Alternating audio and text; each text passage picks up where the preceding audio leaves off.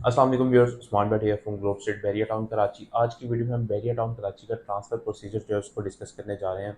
और ये वीडियो उन लोगों के लिए बहुत बेनिफिशियल साबित होने वाली है जो यहाँ पर बैरिया टाउन कराची में फर्स्ट टाइम इन्वेस्टमेंट कर रहे हैं, और जो न्यू रियल स्टेट एजेंट्स जो यहाँ पर बैरिया टाउन कराची में आते हैं और ट्रांसफ़र प्रोसीजर से जो है अनअवेयर होते हैं, उनके लिए ये जो वीडियो बहुत बेनिफिशियल साबित होगी। और जो लोग जो है यहाँ पर लोगों को मिसगाइड करके या अनड्यू फेवर जो है गेन करते हैं, जो भी न्यू यहाँ पर इन्वेस्टर या कस्टमर्स होते हैं उनको, उनके लिए एक स्मूथ प्रोसेस को किस तरह चलाया जा सकता है या ट्रांसफ़र को किस तरह मैनेज किया जा सकता है, उसके हवाले से ये वीडियो हम बनाने जा रहे हैं, आपके साथ ये इन्फॉर्मेशन शेयर करने जा रहे हैं। तो सबसे फर्स्ट स्टेप जो आपका पहला ट्रांसफ़र प्रोसीजर का होता है वो आपको एनडीसी और एनओसी जो है अप्लाई करना पड़ता है। अगर आपका प्लॉट जो है नॉन रेडी प्लॉट है तो आपको जो है एनडीसी अप्लाई करनी पड़ती है, जिसकी जो मैं आपको जो रिक्वायरमेंट्स है वो बताता चलूँ तो इसमें एनडीसी में आपको ट्रांसफ़र लेटर, एनडीसी फॉर्म और आपको एनआईसी की कॉपी रिक्वायर्ड होती है।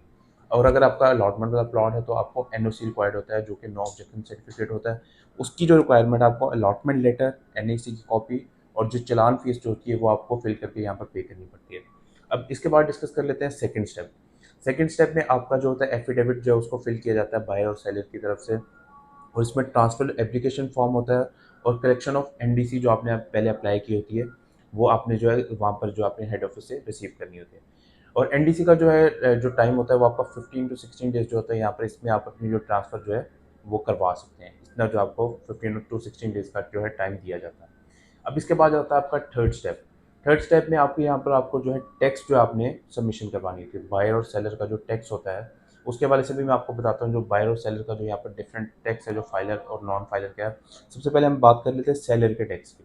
इसके लिए जो प्रोसीजर है वो आपको बताता चलूँ तो सबसे पहले आपको फ्रेश स्टेटमेंट निकलवानी पड़ती है, और उसके बाद बायर और सेलर का जो भी आपका जो कैटेगरी वाइज जो भी टैक्स मेंशन किया जाता है एफबीआर वैल्यू के हिसाब से वो आपको सबमिशन करवानी पड़ती है। सेलर के टैक्स जो है इस टाइम पर जो बैरिया के रीन्यू टैक्स जो है उसमें आपको 2% जो है फाइलर का जो है FBR value of your property जो है वो पे करना पड़ता है। और अगर आप नॉन फाइलर हैं तो सेलर हैं तो आपको 4% ऑफ योर प्रॉपर्टी जो एफबीआर वैल्यू जो है उसका पे करना पड़ता है। और परचेजर के हवाले से बात कर लें तो परचेजर को जो है आपको 2% जो है एफबीआर वैल्यू वो पे करनी पड़ती है, और आपका जो अगर आप नॉन फाइलर हैं तो आपको 7% ऑफ द एफबीआर वैल्यू पे करनी है। और इसमें एक आपको एडिशन बताते चलें, जो ओवरसीज जो हमारे क्लाइंट्स हैं उनके लिए जो सेलर और बायर जो है उनका सेम टैक्स जो है यहाँ पर बैरिया की जो हेड ऑफिस में है, अगर आप यहाँ पर अप्लाई करते हैं तो सेम टैक्स जो है 2% की जो वैल्यू है एफबीआर वैल्यू का वो आपको पे करना पड़ता है at the time of transfer. और इसके बाद फाइनल स्टेप है जो कि ट्रांसफ़र की एग्जीक्यूशन का जो प्रोसेस है, उसके हवाले से मैं आपको गाइड करता चलूँ। सबसे पहले जो आपने ट्रांसफ़र फीस जो होती है आपकी कैटेगरी वाइज जो भी ट्रांसफ़र फी बैरिया की तरफ से दी गई है वो आपने पे करनी होती है, उसकी स्लिप्स रिसीव करनी होती है।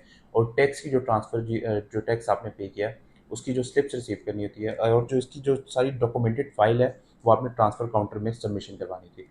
इसमें जो जो डॉक्यूमेंट्स जो रिक्वायर्ड होते हैं उसको एकदम मैं दोबारा रिपीट करता चलूँ आपके साथ। ट्रांसफ़र लेटर सबसे पहले आपको रिक्वायर्ड होता है, सीएनआईसी की जो होता है आपको बायर और सेलर का सीएनआईसी रिक्वायर्ड होता है।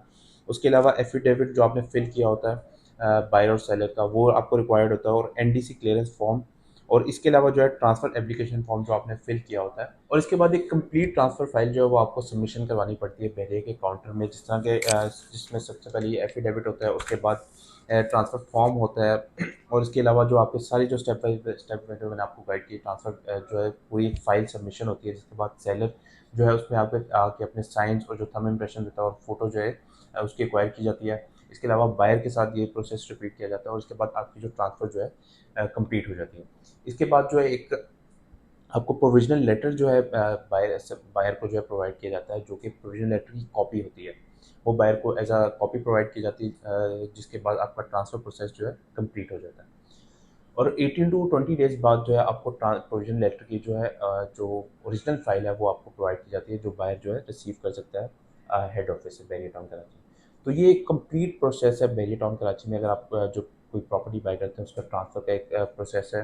स्टेप बाय स्टेप आप जो है इसमें वीडियो में हमने आपको बताने की कोशिश की। आई होप कि इस वीडियो में हम आपको इस सारे स्टेप को क्लियर करने में सक्सेसफुल रहे होंगे। और फर्दर बैरिया टाउन कराची के हवाले से आप किसी तरह की भी गाइडेंस के लिए हमारे दिए गए नंबर पर कॉन्टैक्ट कर सकते हैं। मज़ीद informative videos Bahria town Karachi के हवाले से हासिल करने के लिए हमारे यूट्यूब चैनल को ज़रूर सब्सक्राइब करें। Thank you so much. अल्लाह हाफ़िज़।